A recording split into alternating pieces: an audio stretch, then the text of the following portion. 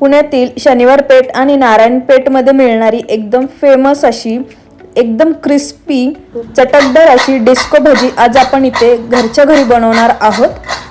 तर नमस्कार, पारंपरिक रेसिपीज मराठीमध्ये तुमचं स्वागत आहे।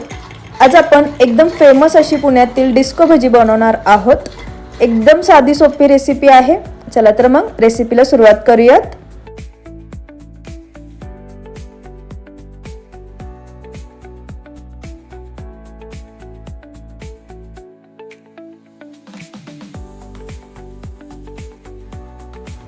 तर ही डिस्को भजी बनवण्यासाठी आपण इथे या 8 ते 10 पोपटी कलरच्या मिरच्या घेतलेल्या आहेत। आपल्याला जास्त हिरव्या मिरच्या घ्यायच्या नाहीये, त्या फार तिखट असतात, त्यामुळे शक्यतो अशा प्रकारे मिरच्या घ्या ज्या जाडसर असतात आणि पोपटी कलरच्या असतात। तर इथे या आपण स्वच्छ धुवून कोरड्या करून घेतलेल्या आहेत। त्यानंतर अशा प्रकारे याला मधून असा कट देऊन घ्यायचा आहे, म्हणजे तेलामध्ये तळताना या मिरच्या ज्या आहेत त्या फुटणार नाहीत व तेलही अंगावर उडणार नाही। तर हे अशा प्रकारे आपल्याला सर्व मिरच्यांना मधून असे काप देऊन घ्यायचे आहेत।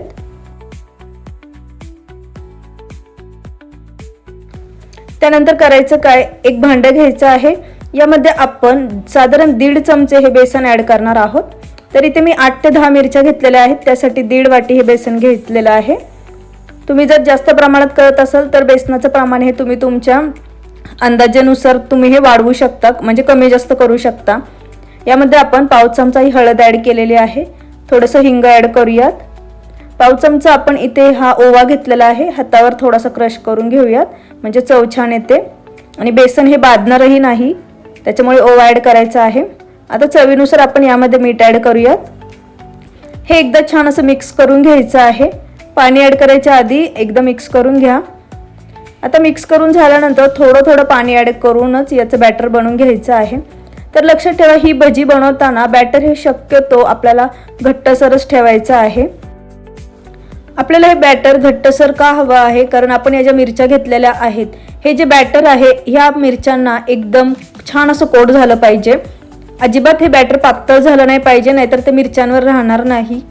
त्यामुळे बॅटर घट्टसरच बनवून घ्या, छान असं कोट झालं पाहिजे, त्यामुळे मिरच्या या छान अशा फुलतात तळल्यानंतर व त्याची टेस्टही अप्रतिम लागते।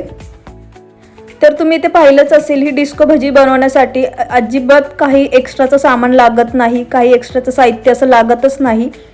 एकदम साधी सोपी रेसिपी आहे। तर इथे तुम्ही याची कन्सिस्टन्सी बघू शकता, अशा प्रकारे घट्टसर आपल्याला बॅटर तयार करून घ्यायचं आहे। हे मिरच्यांना एकदम छान प्रकारे कोट होतं, एकदम मस्त लागते ही भजी। एकदा घरी नक्की ट्राय करून बघा। तर सोबतच आपण तेलही गरम करायला ठेवलेलं होतं। तर आता आपल्याला करायचं काय आहे, या ज्या मिरच्या आहेत या बॅटरमध्ये एकदम पूर्णपणे अशा डिप करून घ्यायच्या आहेत, त्यानंतर या तेलामध्ये सोडून द्यायच्या आहेत।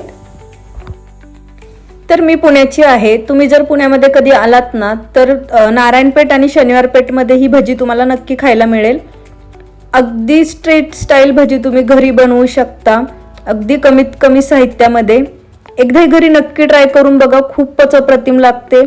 बाहेरून एकदम क्रिस्पी आणि आतून एकदम सॉफ्ट अशी ही डिस्को भजी लागते। तर या भजीबाबत अजून एक गोष्ट सांगायची राहिली तुम्हाला, तर ही भजी तळताना आपल्याला फक्त 50%च तळून घ्यायची आहे, पूर्णपणे तळायची नाहीये आपल्याला ही भजी। तर अशा प्रकारे या भजीची दुसरी बॅचही आपण अशा प्रकारे तळून घेऊयात पटकन। तर ही भजी बनवताना आपण यामध्ये खायच्या सोड्याचा वापर केलेला नाहीये, तर ही एकदम कुरकुरीत बनते ही भजी।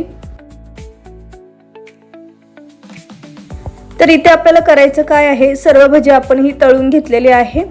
आता ही भजी एक एक करून आपल्याला अशा प्रकारे बारीक कट करून घ्यायची आहे, अगदी बोटा एवढी साईज करून घ्यायची आहे। तर तुम्ही ते बघू शकता, हे अशा प्रकारे आपण भजी कट करून घेतलेली आहे। डिस्को भजी बनवण्यासाठी तुम्ही बघू शकता, खूपच इझी रेसिपी आहे ही। जेवताना तोंडी लावण्यासाठी ही भजी तुम्ही एकदा घरी नक्की ट्राय करून बघा। तर अशा प्रकारे आपण हे सर्व भजी कट करून घेतलेल्या आहेत। अशा प्रकारे बोटाच्या साईजचेच फक्त कट करून घ्यायचे आहेत।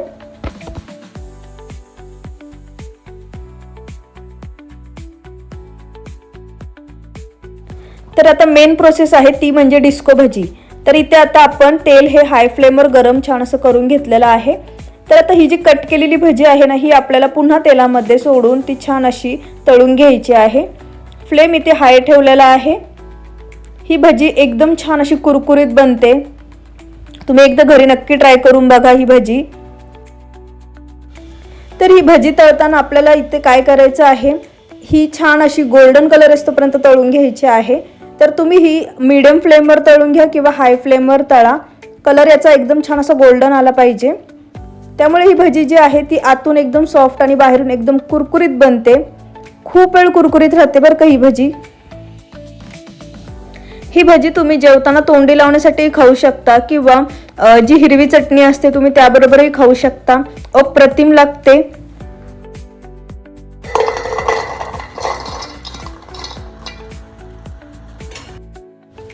आता यावर आपण थोडीशी ही काश्मीरी लाल मिरची पावडर ॲड करूयात। याने टेस्ट खूप छान लागते।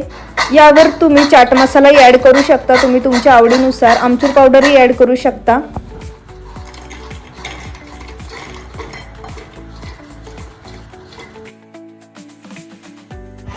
तर तयार आहे पुण्यातलीच नाही तर घरातली ही फेमस अशी सर्वांची आवडती अशी डिस्को भजी। तर कसा वाटला तुम्हाला आजचा व्हिडिओ, कशी वाटली आजची रेसिपी? आवडल्यास नक्की लाईक करा, शेअर करा आणि सबस्क्राईब करायला विसरू नका। माझी रेसिपी बघितल्याबद्दल धन्यवाद।